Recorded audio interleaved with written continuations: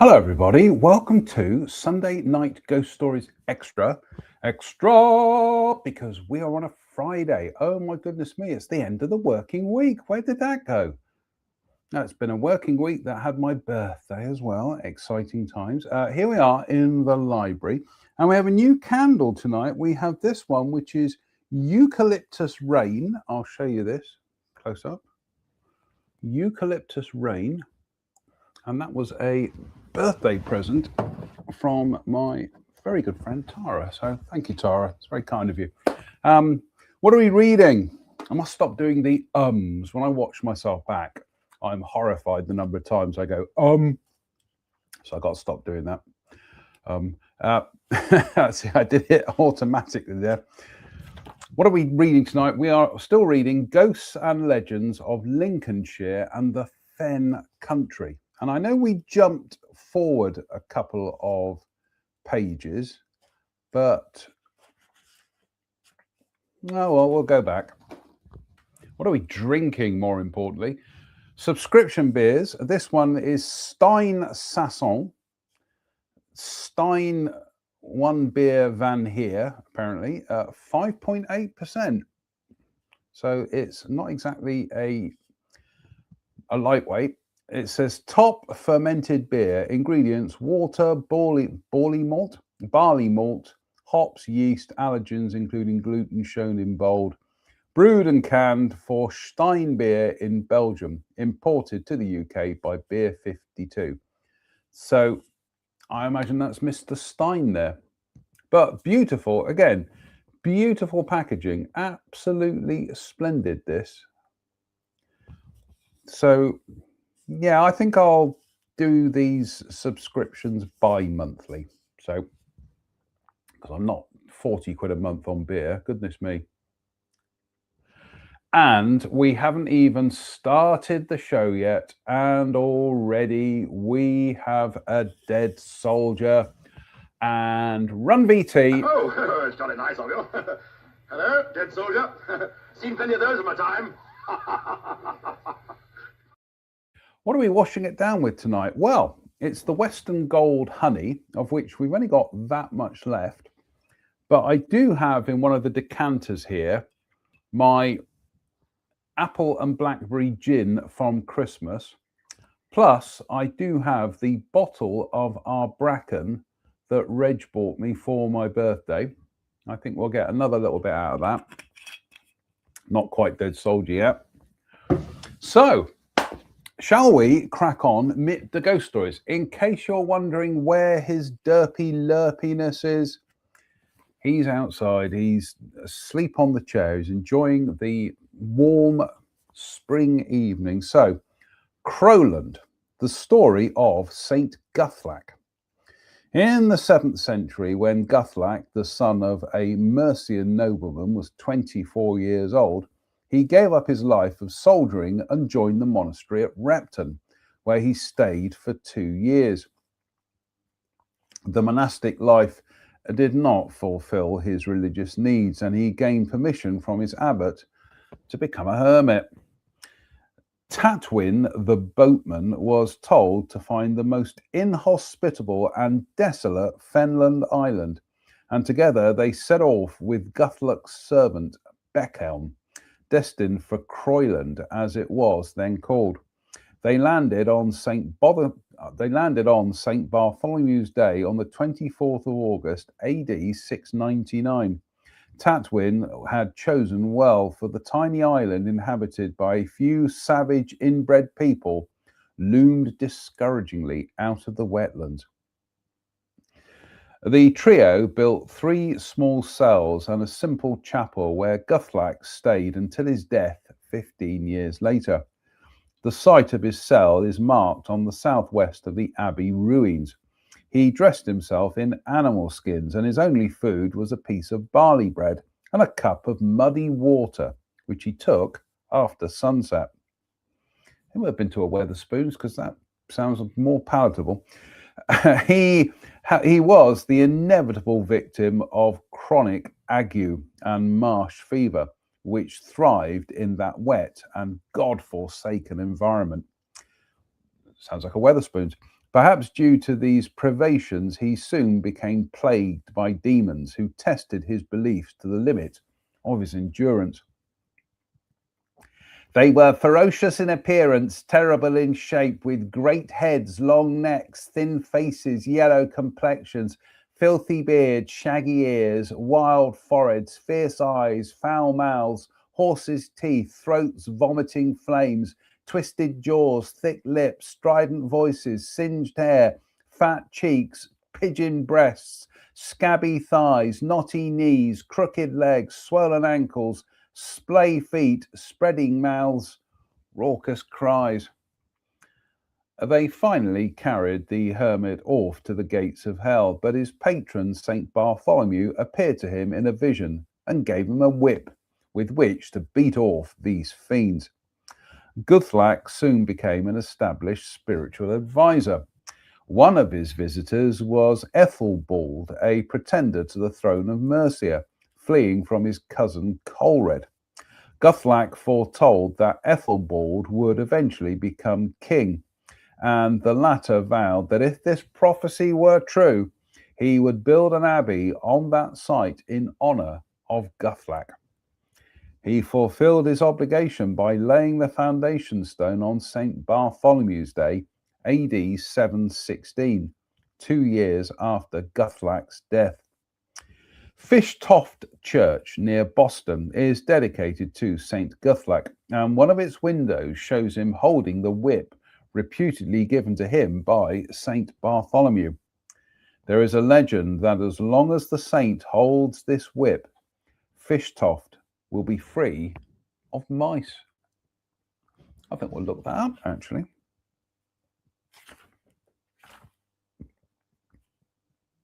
Yeah, we will. Do you know what? We're going to look that up. Let's have a look. Fishtoft Church, St. Guthlac. Let's Fishtoft Church.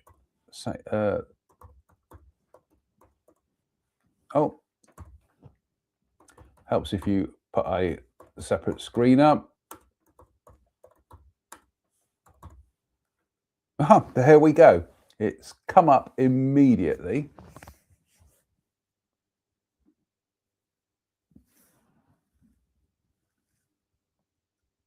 And here is the image. Goodness me.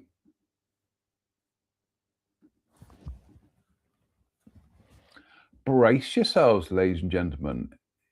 Here we go. So this is Fishlack Church. And here is the stained glass image of St. Guthlac. Yep.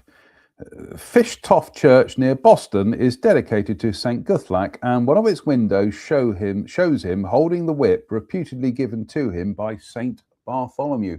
There's the whip. That's what we were talking about. Absolutely brilliant. Isn't that good that we can put flesh on the stories? I think it's time for a beer, quite frankly. It's been that kind of week. Slange me bar.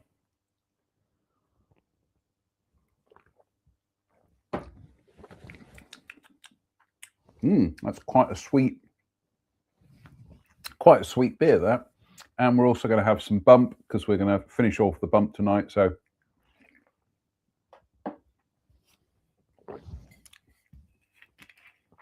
for the second time tonight, we're just going to top the shot glass up. For the second time tonight, Dead Soldier and Run VT. Oh, it's jolly nice of you. Hello, Dead Soldier. Seen plenty of those in my time. That'll be my statutory copyright strike from...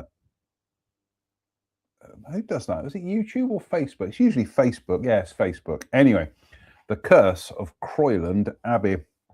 On Christmas Eve, AD 869, the monks of Croyland, any of them called Harry, let's find out, were said to be indulging in some boisterous celebrations which turned to acts of blasphemy. And the abbot Theodore, who tried unsuccessfully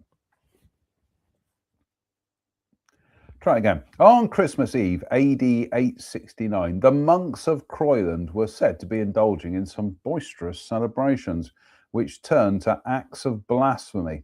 And the abbot Theodore, who tried unsuccessfully to check his men, sought sanctuary in his apartment. When the debauchery was at its height, a clap of thunder shook the building, and the devil appeared in a cloud of sulphurous smoke. He told the monks that God had cursed them for their behavior and warned them that within 12 months the building would be razed and they would follow him to hell. Time passed and nothing untoward happened until one morning in late July, when a monk who was standing at the top of the central tower looked out across the marshland towards the far-off North Sea and saw small dark specks moving across the horizon. Their number grew and turned into men dressed in armor, which glinted in the blazing sun. A fleet of Viking longboats was speeding over the still waterways, and the alarm bell was rung to summon prayers for deliverance before the high altar. As the monks assembled, the savage cries of the warriors filled their hearts with terror. The Vikings burst into the nave and slayed the abbot Theodore, whilst his brethren fled in vain in all directions. Most were caught and butchered, after which the abbey was looted and burnt. Thus, Lucifer's prediction was realized, God's anger was appeased, and the curse lifted. The Danes did in fact plunder the first Croyland Abbey in AD 870, and many of the monks were slaughtered as they and their abbot Theodore celebrated Mass. The invaders opened up tombs in the hope of finding hidden treasure.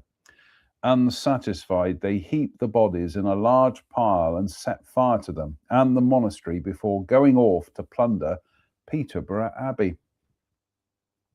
Croyland Abbey was to be rebuilt 3 times, and part of the north aisle is used as the parish church.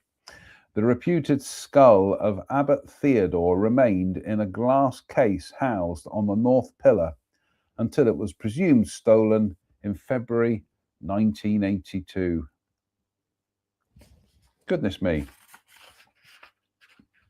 Oh, these look like these are all beautifully short, he says, just skimming through. But now he finds one which is 3 pages long. Just skim through the stories. No, these look absolutely brilliant. Okay, we're on to the next story. Time for a beer and a bump. Slange me bar. Oh, got some fan mail turning up. Cheers.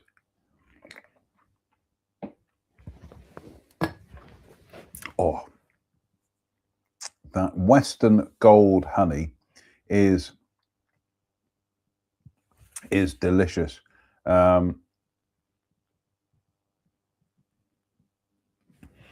It's lovely, that is. But what have we got? We've got tonight the Christmas liqueur that I made. And we do have, kicking around here somewhere, what's Dirt done with it? Oh, the bottle of Arbrackham, but I'm saving that for the autumn, quite frankly. So I still have some gin down in the fridge, which I used for the apple and blackberry gin. So, well, we'll see. We'll see. Right. Drinsey Nook. The gibbeting of Tom Otter. Tom Otter's gibbet stood on the edge of Saxelby Moor in the 19th century, close by the B1190 Doddington Road, near Saxelby, known as Tom Otter's Lane. Thomas Temporal, alias Otter, was a navvy employed on the old Swan Pool near Lincoln. He was 28 years old, had a wife and child living in Southwell, Notts, and was hanged at Lincoln in 1806 for the murder of a young woman, Mary Kirkham of North Hykeham, to whom he had been bigamously married for just one day. He had made Mary pregnant, and the local authorities, unaware of his marital status, forced the marriage in order that the child should not become chargeable to the parish. The ceremony took place on Sunday, the 3rd of November, 1805, in the presence of the parish constables. After the wedding, the pair made their way to Lincoln, and the next morning, Mary's body was found close to the Doddington Road, with a blood-stained hedge stake lying nearby. An inquest was held at Saxilby on Tuesday, the 5th of November, and the next day, Otter was committed to Lincoln Castle on the charge of murder, confessed, and was executed at Lincoln on the 14th of March, 1806. It was the custom that criminals condemned to be gibbeted should be measured for their irons before execution, but he was so violent that the blacksmith was unable to perform this task. His body was brought from Lincoln and hung in irons on a gibbet 30 feet high, erected about 100 yards from the place where the body of Mary Kirkham was found, as an example to others. The crowds came early to see the event and turned it into a festive occasion. Some years later, when the jawbones had become sufficiently bare to leave a cavity between them, a willow biter or titmouse built its nest in it. The discovery of nine fledglings gave rise to the following triplet. There were 9 tongues within one head. The 10th went out to seek for bread, to feed the living within the dead. The gibbet, which was weakened by chipping off pieces of wood for tobacco stoppers and other mementos, was blown down in the spring of 1850, having stood for 44 years. After lying for many years at Saxilby, the remains of the post were made into a chair, and the head, leg irons, and the hook used to gibbet Otter are now on display at Doddington Hall, which is open to the public in season.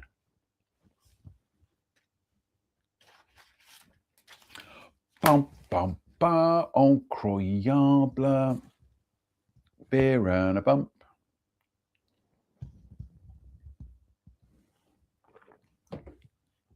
Oh, lovely. Sloane. Oh. Definitely getting some more of that Western Gold. Might get some tomorrow, actually. I'll have a think about it. Erith.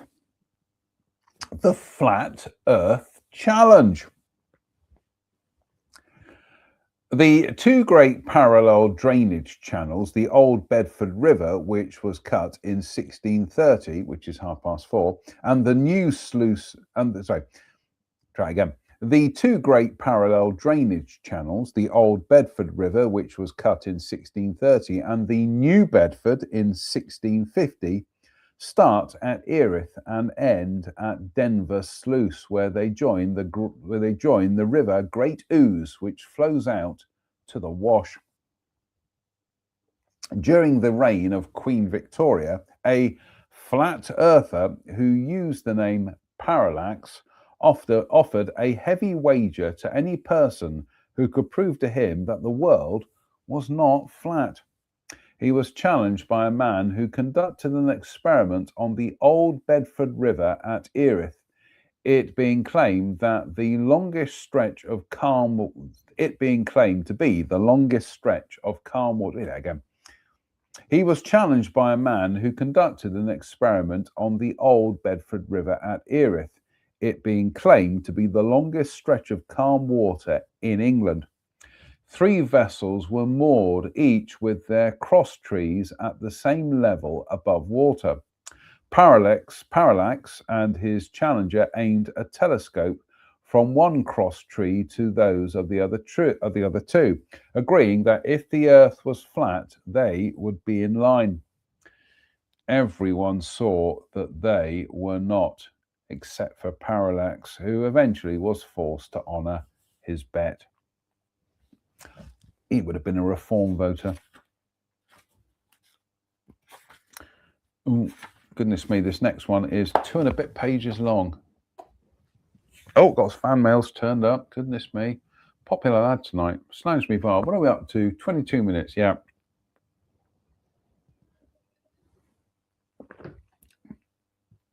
Oh, Slange. Oh, got some more fan mail. Let's just read the fan mail. I'm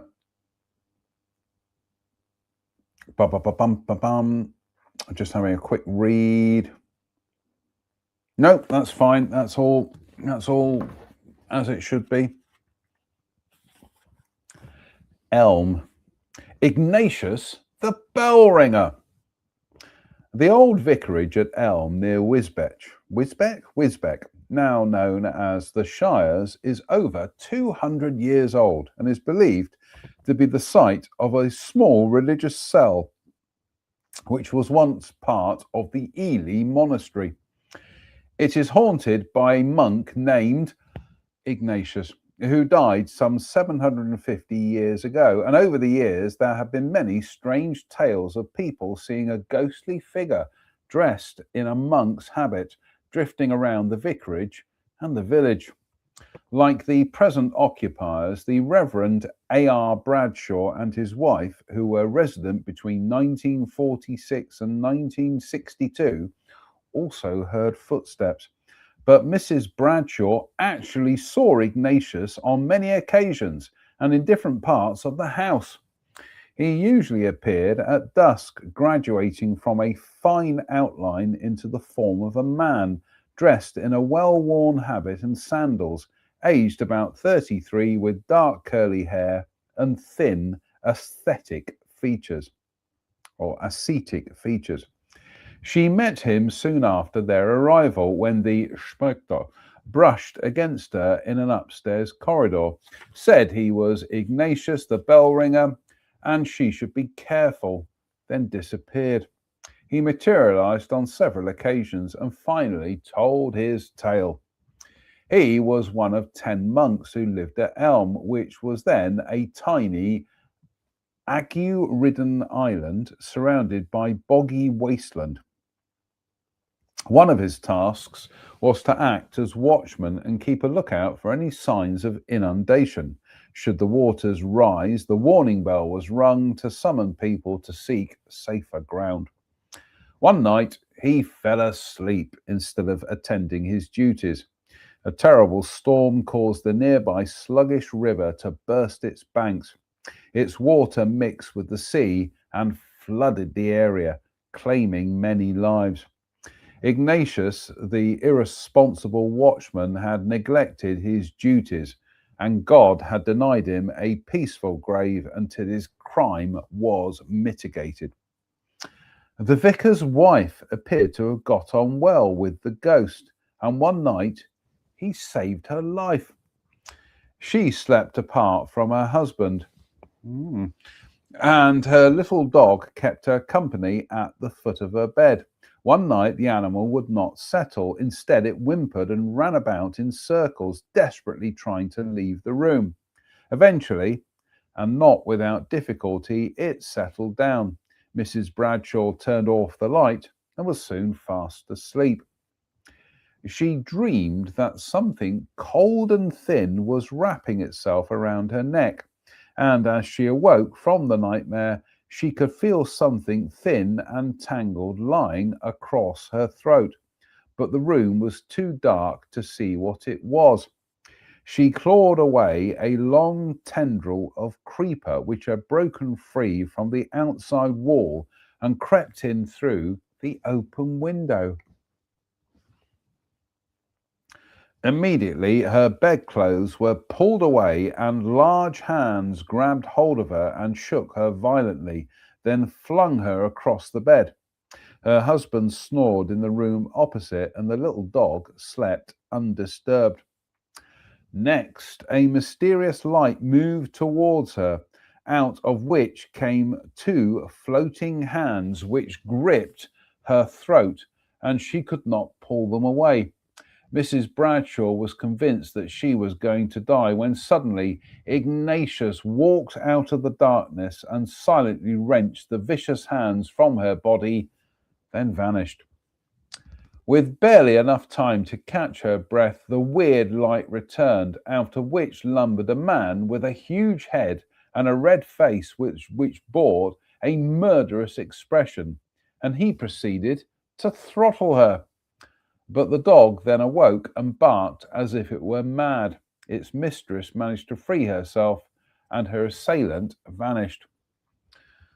The vicar was still in a deep sleep when his wife burst into his room. He had not heard a thing, but later confessed to newspaper reporters that Mrs. Bradshaw had been in a great state of shock. Her neck was covered with red marks, and her throat was badly bruised. The frightened woman moved to another bedroom, and Ignatius kept away for many weeks. But when he eventually appeared, she questioned the spectre about the creature with the scissors grip. Read it again. The frightened woman moved to another bedroom, and Ignatius kept away for many weeks. But when he eventually appeared and she questioned the spectre about the creature with the scissors grip, he would only say that it was the spectre of a man who had died in that room. Several months passed before his next visit, and he explained that his saving her life had gone a long way towards recompensing for his failure to ring the flood bell. Ignatius was promised some respite from his haunting penance. The Bradshaws moved to a new living in Hampshire in 1962, but from time to time, people still see the ethereal figure of a monk drifting in and out of view, both around the village and the vicarage. One of the present owners frequently hears footsteps pacing up and down above his bedroom at 1:30 GMT, but has not discovered the cause. He says it's probably Ignatius, who has never harmed a soul. Bum, bum, bum. Oh my goodness me, ladies and gentlemen, if you could smell this room at the moment, because I fired up I think it was a cinnamon incense stick before the show, which I do all the time. The smell up here is lovely. And that's quite unusual because my sense of smell was badly affected by the old. So anyway, half time, there we go. We're at half. He stalled that out for half time. So cheers, me beers. Right, what to report today? Well, we had an interesting start to the day because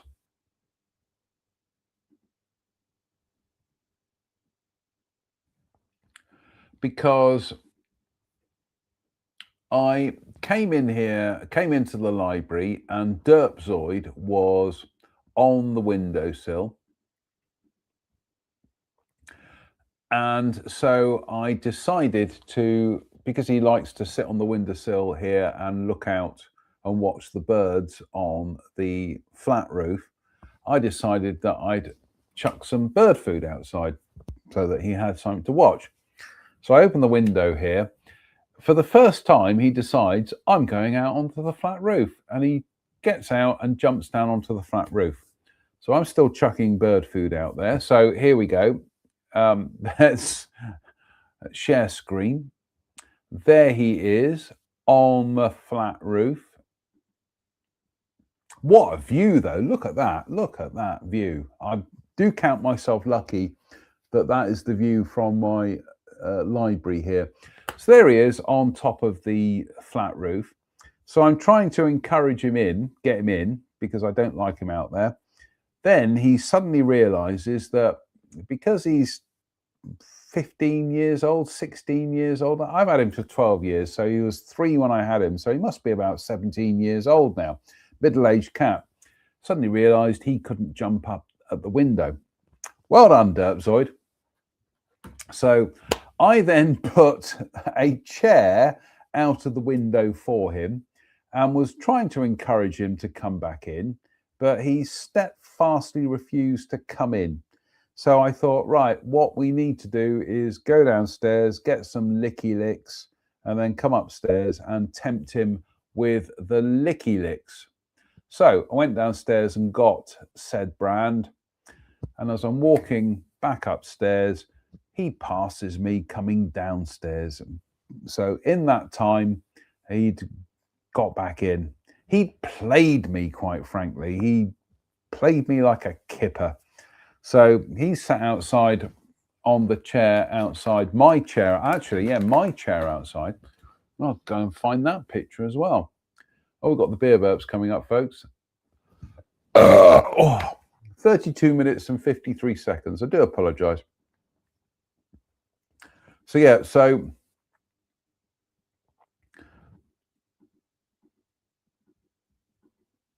I did take a photograph of him today.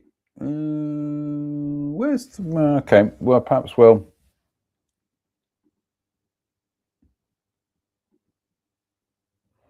Bear with, I'm just finding the.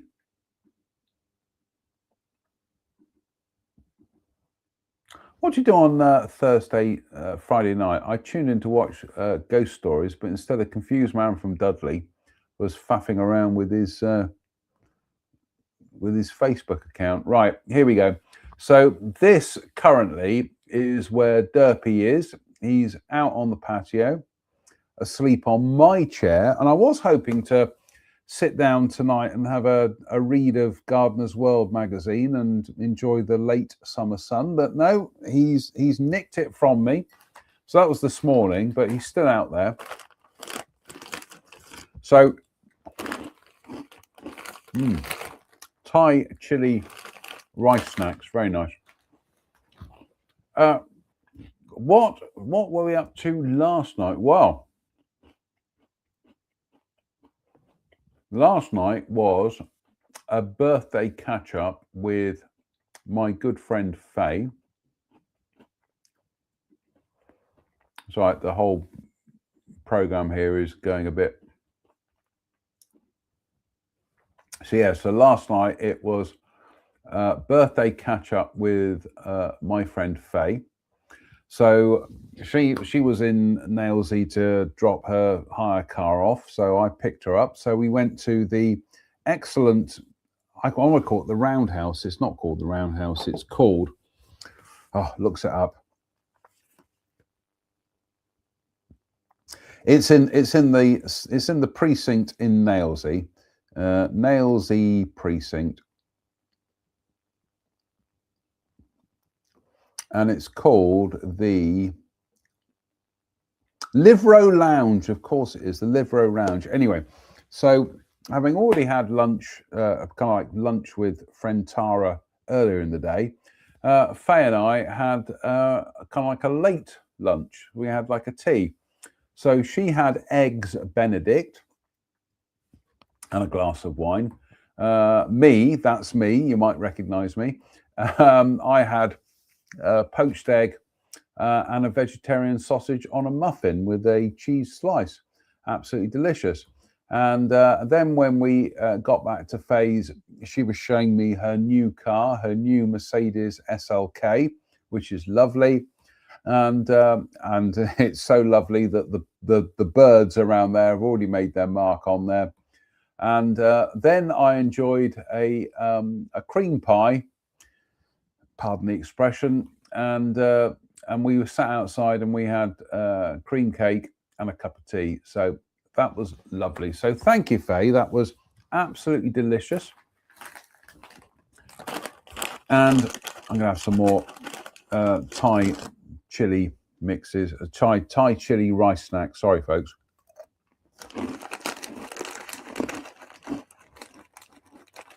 I was hungry, I am.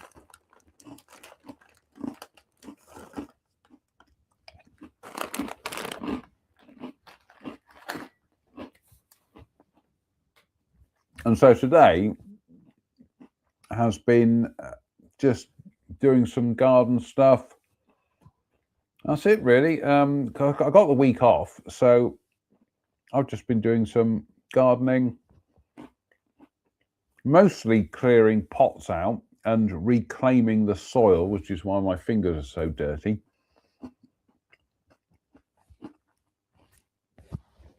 And so hopefully tomorrow, I was going to be meeting up with friend Laura today, but she wasn't feeling up to it. So fine, we'll do it Monday. So hopefully tomorrow I'll be meeting up with friend Jane and we'll be doing garden centres.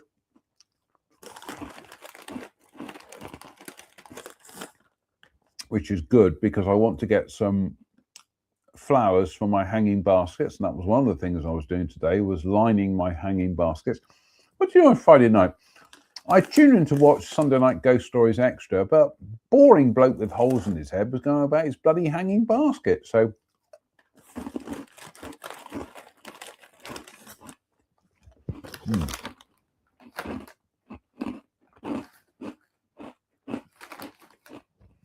all those are delicious, right?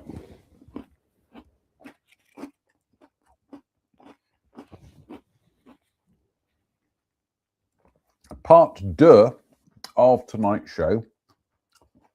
Saint Ethelreda, the first abbess of Ely. I've been to Ely. Ethelreda, known also as Audrey, was the founder and abbess of Ely and became the most popular of all the Anglo-Saxon saints. She was one of the several sainted daughters of King Anna of East Anglia, and is thought to have spent her childhood at Exning near Newmarket.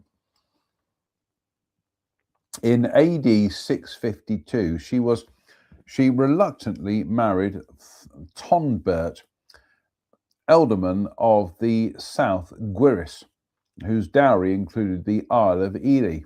When he died 3 years later, Ethelreda was still a virgin.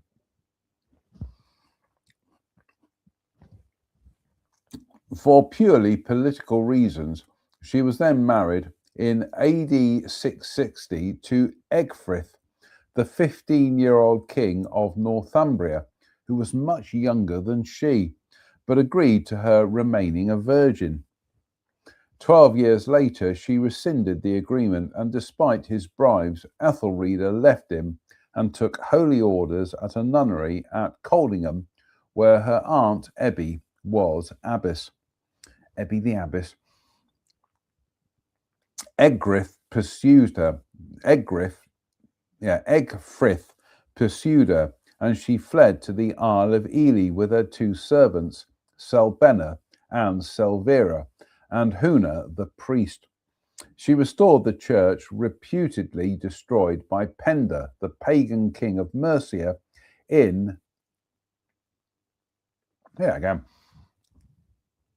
She restored the church reputedly destroyed by Penda, the pagan king of Mercia, and in AD 673 founded her double monastery on the site of the present cathedral. She died in AD 679 from a tumour on her neck, which she considered was God's punishment for her wearing necklaces in her youth. She made a dying request to be buried anonymously alongside her sainted siblings, but 17 years later, Sexburger, her sister and successor, ordered her incorrupt remains to be enclosed in a stone monument. Ethelreda's tumour was completely healed and her shroud unstained.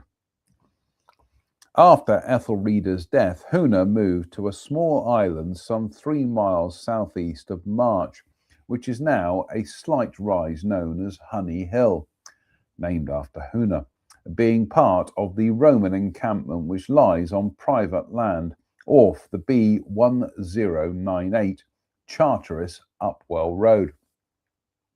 There he built a small hermitage where he lived for the rest of his life. When Henry II granted a charter to hold the annual St. Ethelreda's or St. Audrey's Fair at Ely on the anniversary of her death, pilgrims flocked to purchase laces or ribbons which allegedly had touched her shrine. The Fen dialect turned her name to tawdry, and tawdry laces were cheap fairings made from shoddy material. It was not long before the word became fairly established in the English language to denote anything gaudy, in bad taste, and of little value. Well, there we go, ladies and gentlemen. Every day is a school day. So that's where we get the word tawdry. Tawdry, it's a corruption of St. Ethelreda or St. Audrey. St. Tawdry. I think we deserve some more Thai chili rice snacks, quite frankly. So they're mostly these ones in here.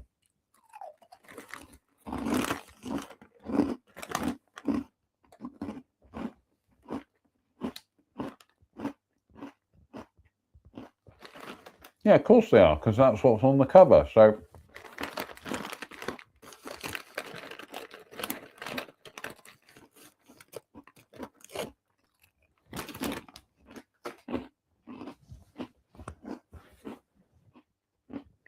cheers, me beers.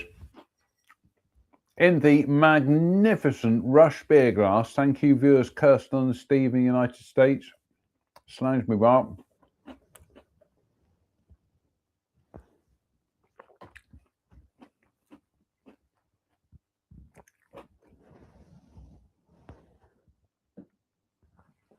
Right. Part 2 of tonight's beer marathon. And it's this, the chocolate stout from Aldi, which I've got to say is absolutely dirt lush.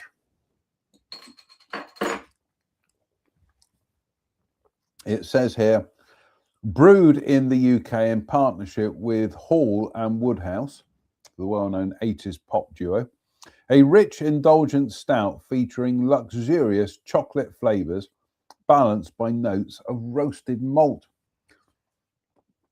5%, so not massively. Chocolate flavoured beer. But you know what? Gert loves it. I really do. So we'll top the old glass up here.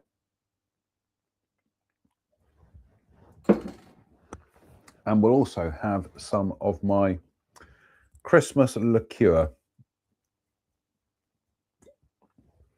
Oh, that's lovely.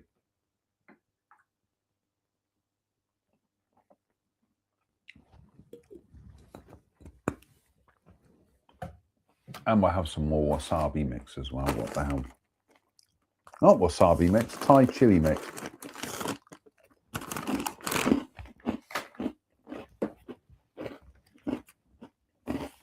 The beer works again, do apologise. Emneth, the ghost of Hag Beach Hall. Hag Beach is an attractive private house standing close to the junction of Church Road with Ladies Drove at Emneth, and was once the stable block of the now demolished Hag Beach Hall. Long ago, this area was haunted by the mistress of Hag Beach Hall. That is, until an unknown stranger stopped and listened to her tale one dark and stormy night. It happened just as the clock on St. Edmund's Church struck midnight. The last chime was followed by a blood-curdling shriek, and the poor traveller came face to face with a female apparition, which drifted slowly towards him and begged him to listen to her confession. In between her... The last chime was followed by a blood-curdling shriek, and the poor traveller came face to face with the female apparition which drifted slowly towards him and begged him to listen to her confession. In between her sobs, she told him that this was the anniversary of her dreadful deed, which happened 400 years ago and resulted in the death of an innocent man. Her penance was to walk the route of her crime until she confessed her sins to a mortal. With reluctance, the stranger gave her his attention and learned that the murder happened after the mistress of Hag Beach had given a magnificent party. There had been plenty of wine, and a few of her friends stayed on long after most carriages had left the hall. A game of cards was suggested, and at first the stakes were low. Then guineas became hundreds of pounds, then hundreds turned to thousands. The lady had already won £10,000, and, consumed with greed, she staked and lost Hag Beach Hall. Mad with revenge, she vowed to kill the new owner and silently left the room and ordered, under pain of death, that two of her sturdiest gamekeepers should accompany her and stalk the man as he walked home. They carried a sharp-ended stake some 6 feet long and waited behind some dense bushes until she commanded them to knock their prey to the ground. And as they watched the body fall, they drove the stake. And as they watched the body fall, they drove the stake right through his gall. The corpse was hidden in the undergrowth, and the woman returned home with blood on her hands, which, despite repeated washing, she was unable to remove. By now, her conscience was heavy with remorse, and she went to St. Edmund's Church to pray for the absolution of her sins, her bloody hands staining the pew, the marks defying all scrubbing until the infamous bench was replaced centuries later. Knowing that holy forgiveness was impossible, the contrite woman returned to the hall, where she committed suicide by drinking poison. The man's corpse was found by a shepherd early the following morning, who removed the stake and plunged it into the earth, where it took root and grew into a tree. This became known as the gall tree, for it had been pulled from the dead man's gall. Before she vanished for all time, the ghost thanked the man for his kindness in listening to her wretched tale. As for the traveller, we are told he was uncertain whether or not he had been dreaming on that inhospitable night, but Galtree Square still stands in the heart of Emneth village. We're going to look that up, actually. Emneth village. Right, here we go. We're going to do that right now. Emneth village. So we're going to Google Maps. Emneth village. And let's see if we can find it. Galtree Square. Emneth.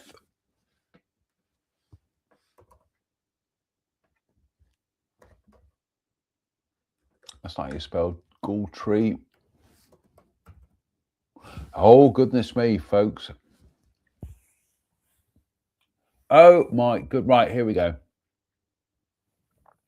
So if we go to satellite view,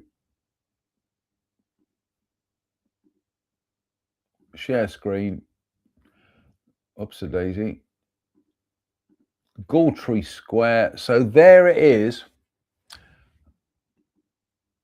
We'll zoom in.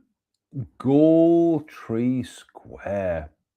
Oh my goodness me, there it is, right in the middle of the, and we'll have a street view of it.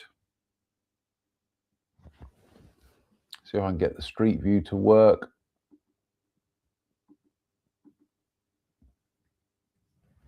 Oh, come on.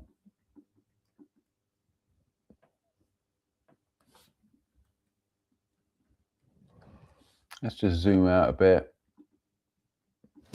Why is it not giving me, oh, street view? No, that's map view.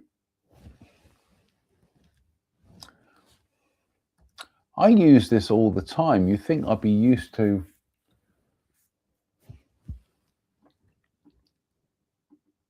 Oh well, we'll try and do a street view. But anyway, we found it on Google Maps anyway. So there we go.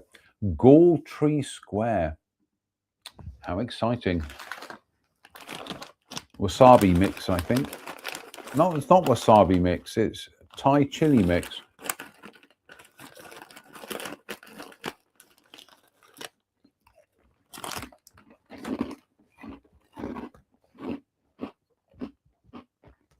Cheers, my beers.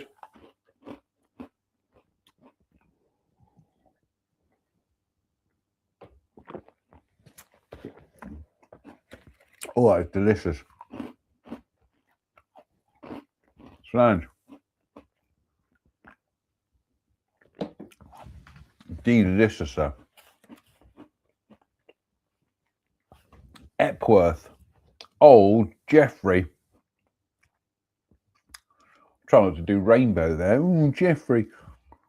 The Reverend Samuel Wesley and his wife Susanna arrived at Epworth Rectory in 1696. 19 years later, they encountered a ghost who they nicknamed Old Jeffrey, and Samuel made several references to it in his journal.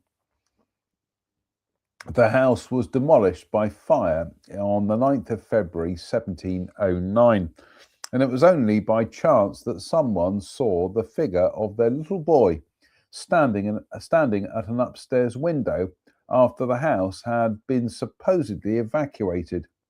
The child was rescued by a human ladder, and his mother described him as a brand plucked from the burning for a special destiny.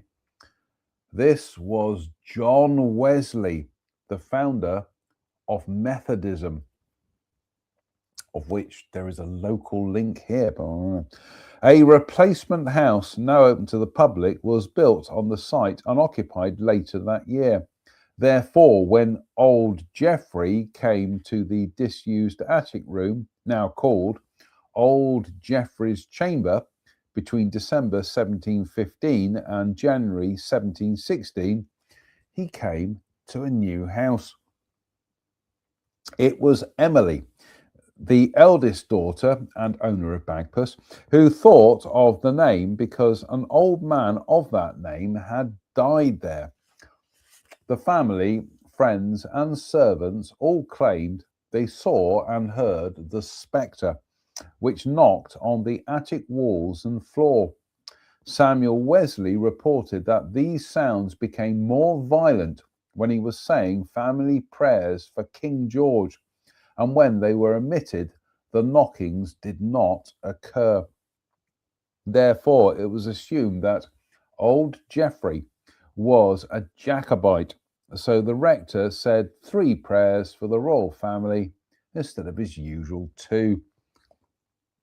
Sometimes the noise of scattering money could be heard, or broken bottles or chairs crashing to the floor, and on occasions it sounded as if a carpenter was at work planing wood. Doors in other rooms would suddenly burst open. Beds were levitated, trenchers danced on tables, and the pet dog became agitated. Oh, the beer burps again. Do apologise. One of the girls said the spectre looked like a man in a long white nightgown, whilst her mother claimed it looked more like a headless badger. Robin Brown, the manservant, believed it was a white rabbit. Yet, despite advice to leave, the family refused to move. The experience of old Geoffrey appears to have had a lasting effect on John Wesley, who wrote, "With my latest breath will I bear witness against giving up to infidels one great proof of the invisible world. I mean that of witchcraft and apparitions confirmed by the testimony of all ages." Incroyable. Right. I'm just going to go and find this. Oh, hello, Fly.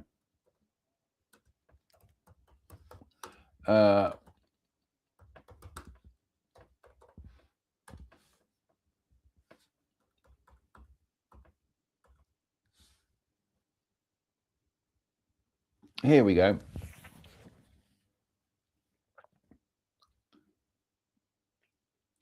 I haven't got the photograph to hand, but just up the road from here in the village of Pill, there is Pill Creek, and there is a plaque commemorating the fact that John Wesley set sail from Pill to America to found the Methodist Church.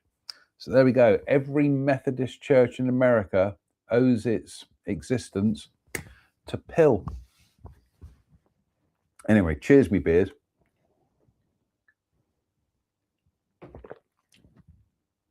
And in the magnificent United Federation of Planet Shot Glass, again, courtesy of viewers Kirsten, Steve in the United States, God bless the pair of you. Cheers, me beers.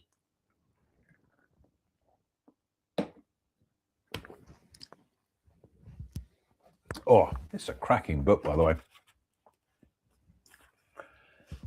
Exning, Saint Wendred of Exning.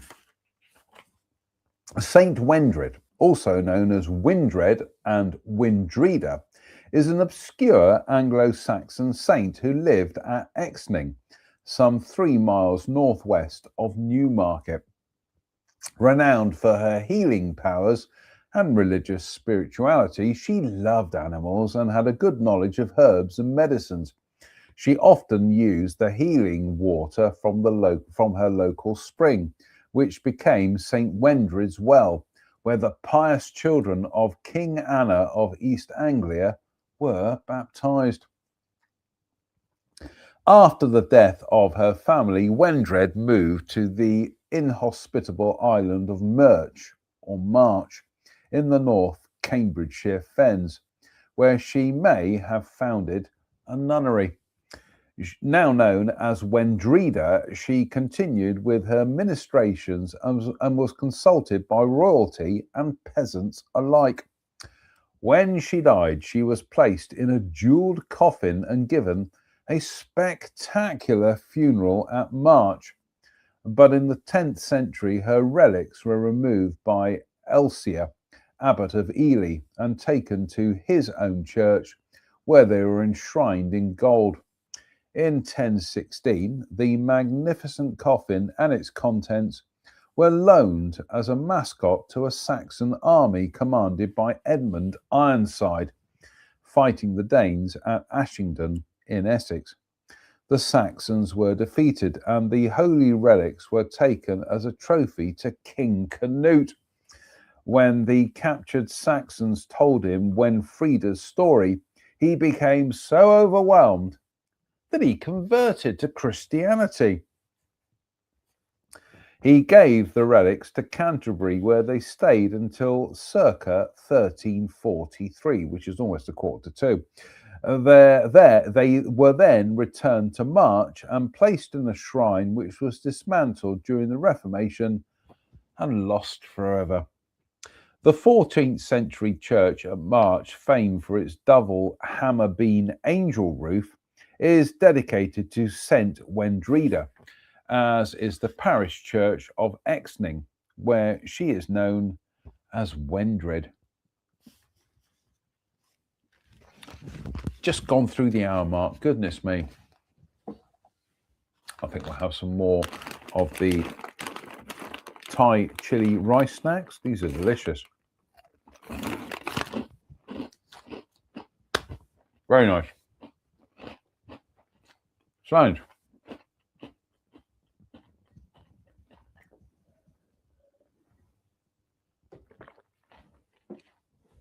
Time to top up the chocolate stout, by the way.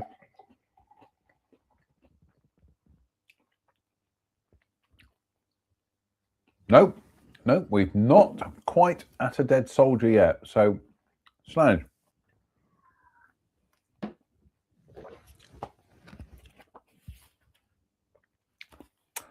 Fonaby near Caister. The legend of the Sackstones.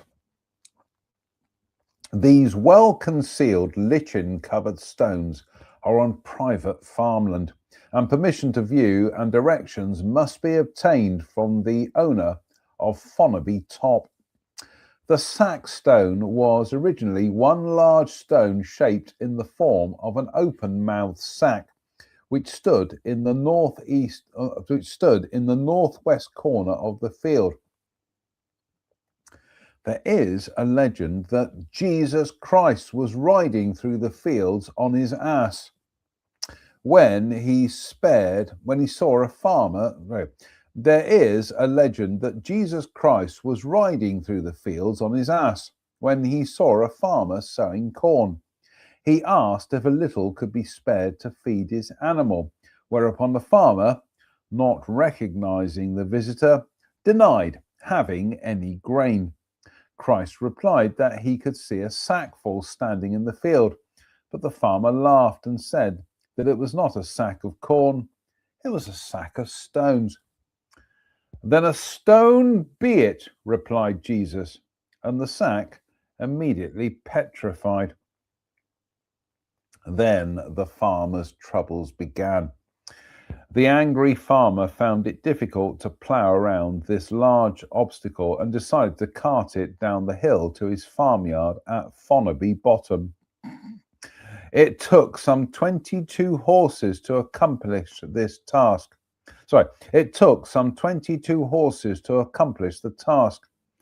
Then his crops failed and stock died. The man blamed his misfortune on the stone, which he had no choice but to return to Fonaby Top. This time the work was done by one horse, which easily pulled it back up the steep hill. It was soon common knowledge that the sack stone released its power when it was either touched or moved, although it could be shifted a few inches to accommodate the plough. It is said to have confirmed its powers during the erection of Pelham's pillar, which stands close by. One of the masons chipped off a piece of the infamous stone to incorporate it into the pillar, and soon after fell and broke his neck. Round about 1911, the uncle of the present owner successfully moved the sack stone, and just before the outbreak of World War II, it broke into 3 pieces, although this was not equated with that event. These pieces were removed to their present site, although only 2 remain, one of which is the sack mouth. Mr. Cole has been farming the land for many years and respects the stones, which he has never touched. He has instructed his workers to keep themselves and their machinery well clear, and small wonder, considering the number of bad stories concerning those who have challenged its sinister power. Bow, bow, bow. We need that. I must see if we can do that as a sting or something. Yeah, we need that. The best we've got is, let's try it again.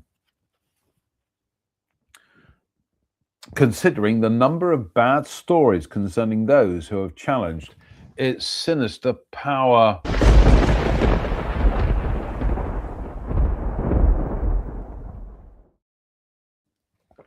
Yeah, we definitely need a bum bum bum. Anyway, Slange me, everybody. Are we going to top off the chocolate stout tonight? We are. Oh my goodness me. For the third time tonight, a Dead Soldier and Run VT. Oh, it's jolly nice of you. Hello, Dead Soldier. Seen plenty of those in my time.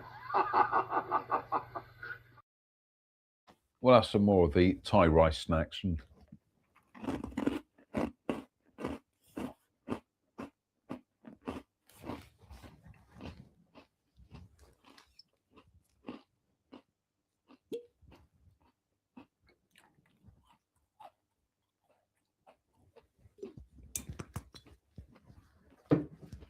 right. Gainsborough. King Canute. This is one of several places in England connected with the famous legend of Canute, the Danish king of England. The River Trent, which flows close by Gainsborough Castle, is famous for the 6-foot-high wall of water known as the Aegir, which rushes upstream. Aegir or Aegir? Aegir, that rushes upstream with the spring tide. It is said that the king wished to prove to his flatterers the limits of his powers by demonstrating his inability to induce the waves to recede. He stood by the riverbank ordering the tide not to wet him. The Aegir rushed on regardless and drenched Canute, who proclaimed, "Let all the world know that the power of the monarch is in vain.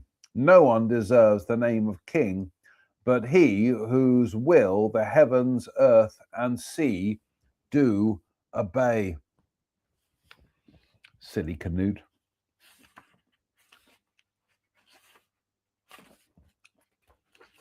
We've gone through the hour mark. I think this will be, I think we're coming up to the last few for tonight, actually. I am frankly a bit knackered.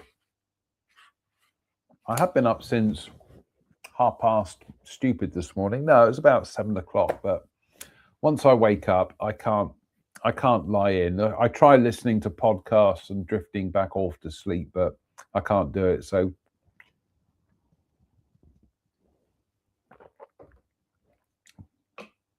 what, Slange?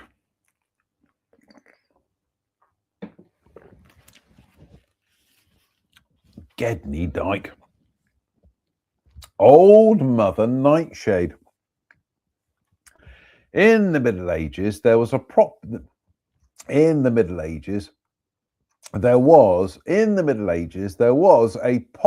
belief in lycanthropy, or the power of turning oneself into an animal at will. Old Mother Nightshade was a lycanthropic witch who supposedly lived at Gedney Dyke in the mid-18th century. The villagers were very scared of her, especially at night when the moon was full. At that time, strange barking came from her hovel. Beer burps again. But they knew she did not keep animals, except for 2 cats which spat at the caged jackdaw molting in her front window. All feared the woman, except for a simple youth called John Culpepper, who loved Rose Taylor, the most popular girl in the village. Rose spurned and teased him until eventually his love turned to hatred. He consulted the witch to see if she would punish the girl and was received with pleasure. Mother Nightshade studied her tea leaves. Sorry, the beer sneezes. Try it again. Mother Nightshade studied her tea leaves and said his troublesome flower could be easily blighted. She gave him a box of sweetmeats with instructions to give them to Rose in 2 days' time when the moon was full. He was then to report back to her when he would learn something to his advantage. The youth did as he was told, and all went to plan. Rose took the sweets without question and, being greedy, ate the lot as she walked away. Culpepper raced back to the old woman and begged to know what would happen. She explained that before she told him, he had to sit in her chair and keep his eyes closed until told to open them. John sat down, watched by two savage cats. First his arms and then his legs were fastened tight, and he saw nothing. He waited patiently until a strange voice told him to open his eyes. When all bound tight, he had to watch as the hag slowly transformed herself. Her hands, her arms, her legs and torso, and finally her face, with gnashing teeth and a drooling mouth, all covered in thick brown hair. That night, the villagers, read that again.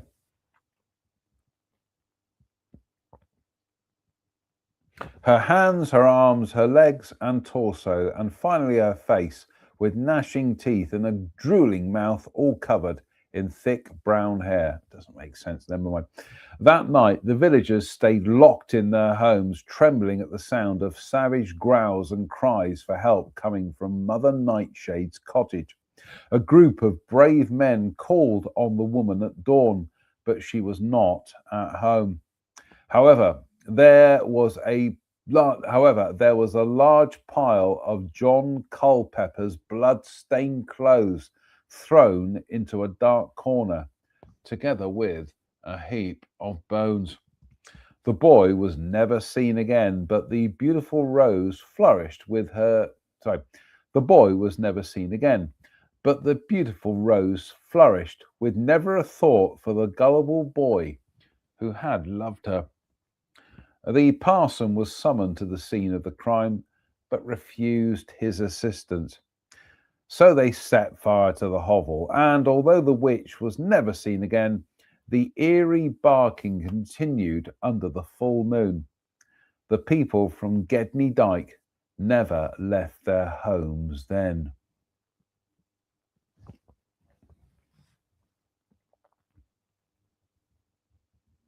So again, the eerie barking continued under the full moon. The people from Gedney Dyke never left their homes then. I think this will be the last one for tonight, folks. Gorefield. What a one to end on. Cheers, me beers.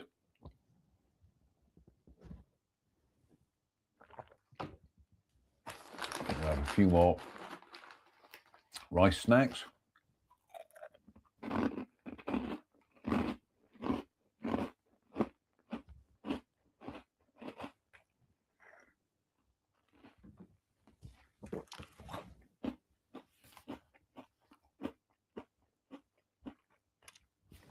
Last one for tonight.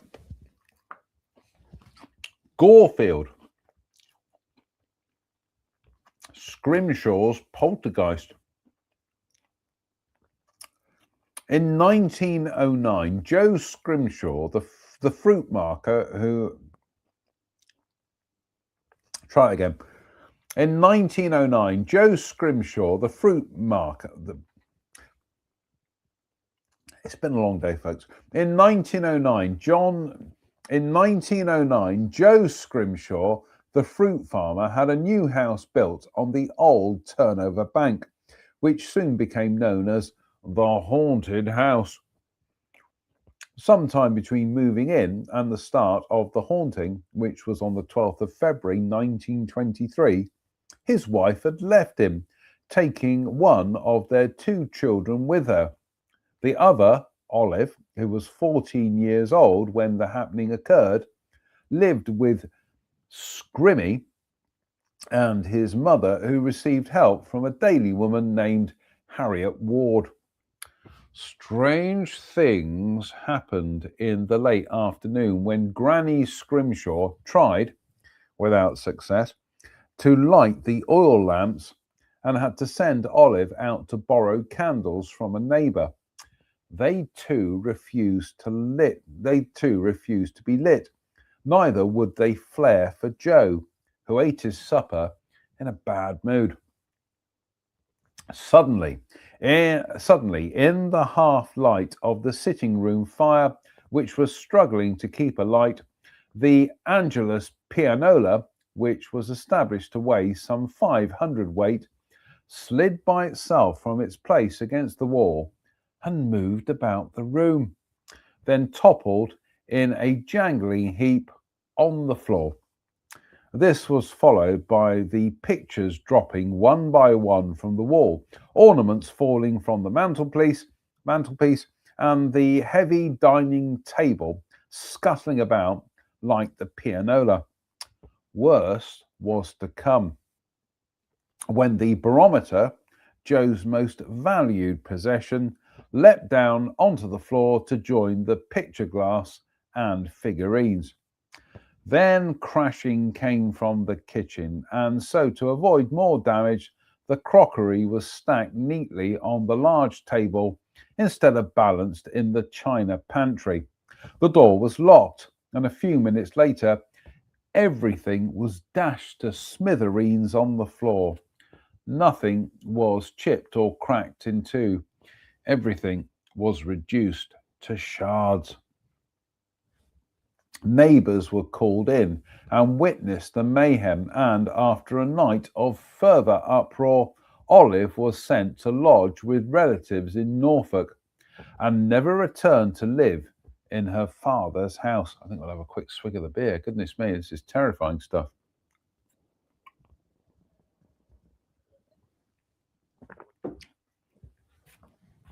Word soon got out that Scrimmy had a poltergeist, and this attracted the local and national press, plus lots of sightseers who got the rough edge of Joe's sharp tongue. He also received a lot of letters, which included one from Sir Arthur Conan Doyle, who thought his teenage daughter could have encouraged the poltergeist. He suggested, amongst other things, that the house should be well ventilated. But the troubles remained, even with fresh air and Olive's absence. The local vicar was not interested in Joe's predicament, but a farmer from neighbouring Wisbech, St. Mary, was. He suggested that perhaps he had not got a poltergeist. He suggested that perhaps he had not got a poltergeist. Maybe someone had cast the evil eye upon him. He suggested that Harriet Mary Holmes, the local wise woman cum smallholder of Chalk Road, might be able to exorcise the place. And I am told the News of the World paid her fee.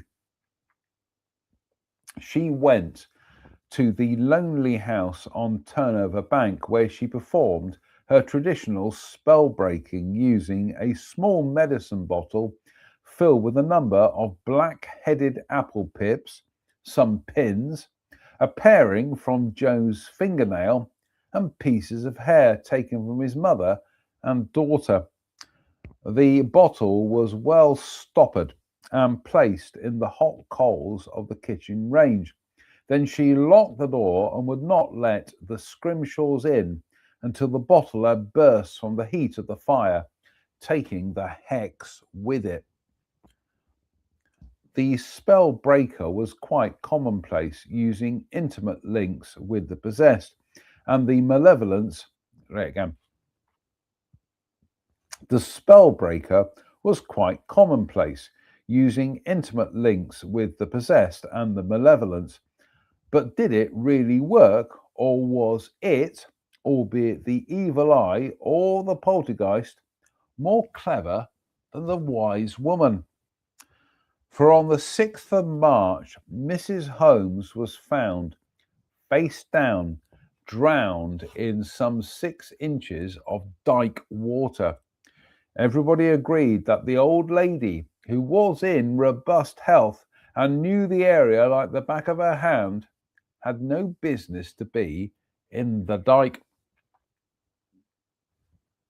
She lies in Gorefield churchyard beside her husband, John.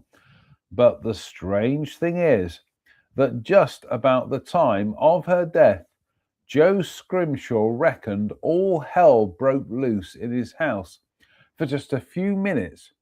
Then it went away. Although never again aware of the presence, others have been and are. Right. That'll be it till Sunday. That's your lot. What are we up to? 1 minute and 1 hour and 22 minutes. Yeah, I think you've had quality time tonight, folks. So slange me, Mum.